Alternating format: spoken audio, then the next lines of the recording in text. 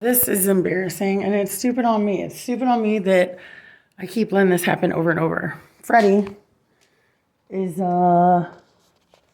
clearly fucking tweaked out. Like, he's got all these track marks all over. He's left-handed. So when they're in his left arm, either he's really bad or somebody's shooting up for him. He's acting totally different, and he showed up in my house last night. Why'd you let him in, Mandy? I don't fucking know. Because I love him. Because I feel stupid. This is the second time I've ever had to call the cops on him. You know what? I should have called the cops on him a long time ago. But I was on that shit, and I'm not anymore. And I'm not putting up with his bullshit. And I had to lock the door. And again, he thinks he left his chains in here. I don't have his chains. I looked in the bathroom. I don't have chains. And now the cops have to show up legally. And it's going to be a scene. Thank God my boss... I was supposed to start work today, but guess what? My fingerprints didn't go through yet. I feel like a country bumpkin because my boss said, why did it take so long for your fingerprints? That was a week. I went through all the process. I couldn't upload things normally. Like, I'm not that good with it, and I don't have anyone to help me. So, God, the cops are going to be here. And I'll try to keep it on, so, But I tried to screenshot it, all my stuff as much as possible, and I didn't get my fingerprints. So Friday, I sent them early Saturday, so it's going to take a couple days before I start work, if they'll still have me, right? And then my bartending job was waiting for my job at the dispensary to follow their schedule. I'm down to like $500 in life. I shared all my food with Tunnel Guy, everything I had, and he flipped out on me when I woke him up. So I asked him to leave, and he started slipping out about his chains. This is an ongoing thing with his chains. Like, this is in like his head. Now fucking the cops are coming. I called 911. I've literally called 911 like 3 times in my whole fucking life. 2 of them were because of him. And I don't even want to call. And here's the thing. Everybody says, Mandy, you're going to have to get a restraining order on him, blah, blah, blah. Well, let me tell you guys something. When somebody lives in a tunnel, you don't just go and get a restraining order on him. Because guess what? They can't serve him. I'd be the only one showing up to work. And he has nothing to lose. And he's tweaked out. And he's not going to follow the laws. I tried to have a heart-to-heart with him today. And I felt like for a second I might have got through. I saw a little single tear go down his eye. I know he cares. But he's just like a lost boy. Like, he's lost. And I can't find him. And I am not a fucking drug addict anymore. So I am not going to deal with him to tell me shut up and push up on me. And this is so embarrassing. Thank God my landlord isn't here. Now the cops have to come. And now I feel stupid just because, like, all you guys said, hey, like, you going to let him back in again? I said, no. That was in January. It's May. It's May, so, they said, have you been drinking? Yes, I had a couple, like, I'm not drunk, guys, like, you know me. I think maybe the alcohol hits him harder. I don't think that's even what it was, dude. Like, when he started pushing up about his chains, that's all he cared about. Like, dude, you care about he doesn't even have chains. They're not here. Like, last time he hung his chains right here on this wall by my stuff. They're not there. When he watches this later, they're not here. They're not here. He took the chains, or they're not here. And if they were, I'd give him the chains. One of the chains, I got him anyway for our anniversary. The other one he probably stole or accidentally borrowed. That's the phrase he likes to use. This is fun. This is so much fun.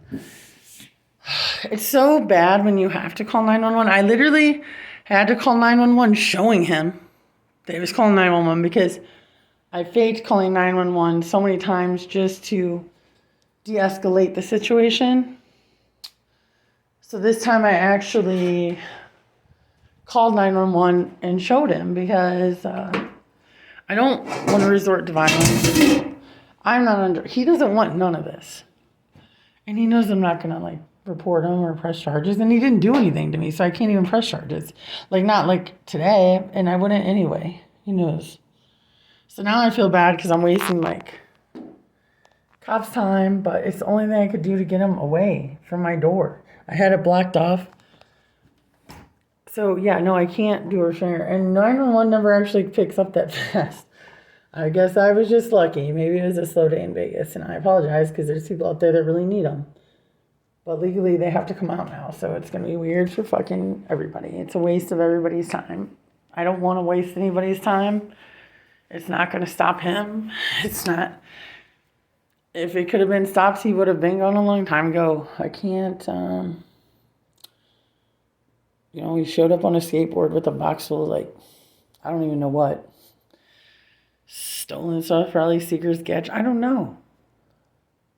And when I got him outside the last time, I didn't let him in. And he doesn't leave. He just stays out there and he screams. And I'm not innocent. I fucks with him. I haven't been fucking with him for like drugs or anything. Sometimes I fucks with him. I feel bad. I let him in. I let him shower. And he goes crazy. I feel terrible that I'm even doing this show. This is so embarrassing. Well, at least on the upside, it's in January, February, March, April, May. 5 months since I had to call the cops on him. Since I called the cops on him. And he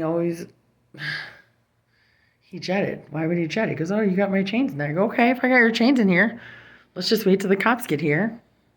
They'll be here in a minute. We can talk about it. He left. Why would he leave, right? If he really just wasn't doing anything wrong, it wasn't fucked up and didn't have anything and genuinely thought his chains were in here, I would be more than welcome to let the cops walk him around. They can look through everything they want to get his chains. These chains infatuation has been like an ongoing thing. Nobody has his chains. I don't even think he owns his own chains, personally. Except for the one I got him. He kept saying, my chains. And it's like 8,000 degrees and he has a windbreaker on. And of course, all the inside pockets are cut up because he keeps all his stuff in there. They're all there. And pretty much. So, fuck, the cops are going to be here any second. This is my fucking life. This is supposed to be my first day of work.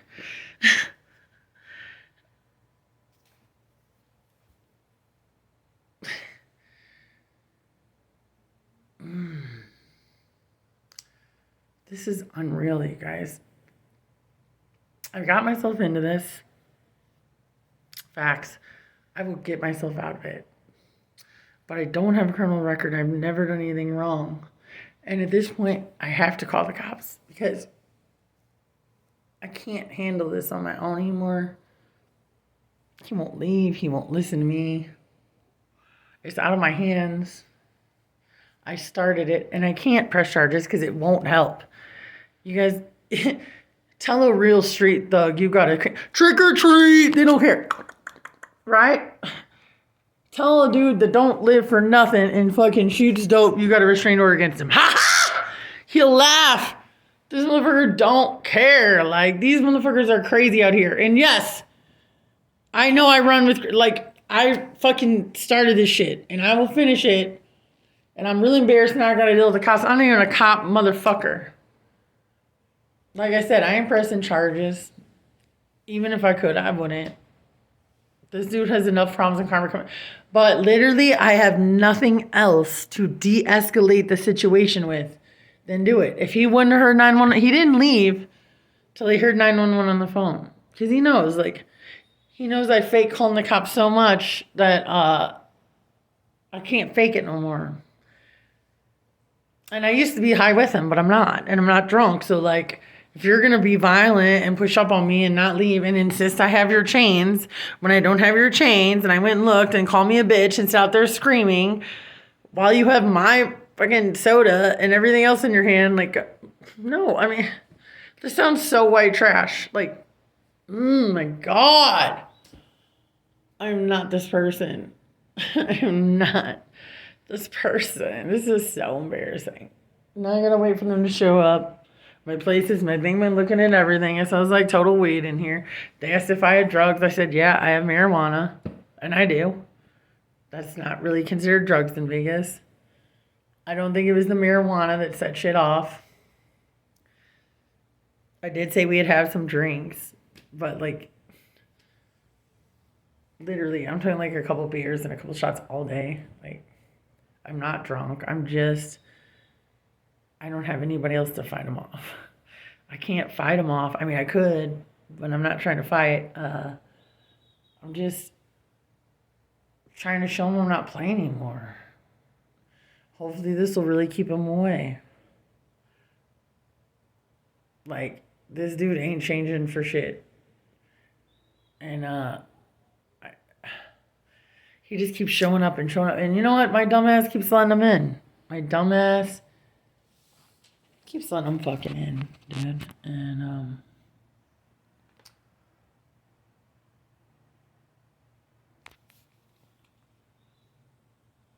he was all sweaty on a skateboard. I felt bad for him, you know. I shared some pizza, let him take a shower, sleep here. It's me that's stupid at this point. Big heart, dumb little brain, I guess. And now I probably look like a stupid ass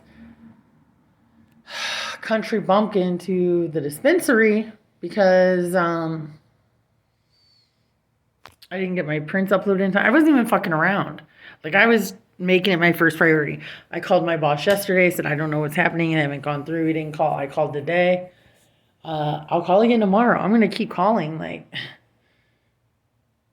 this is just literally the most fucked up time of my life.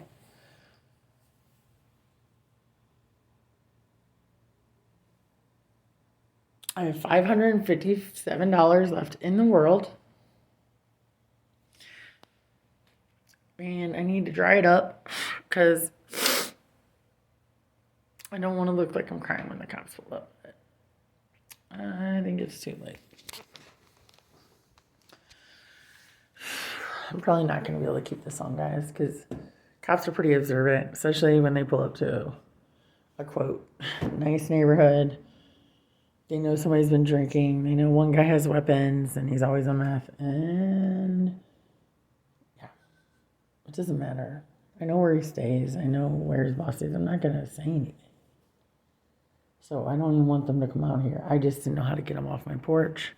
We would have sat there arguing. He would have kept calling me bitch. He would have kept telling me to shut up. He would have insisted I had his chains. I don't have his chains.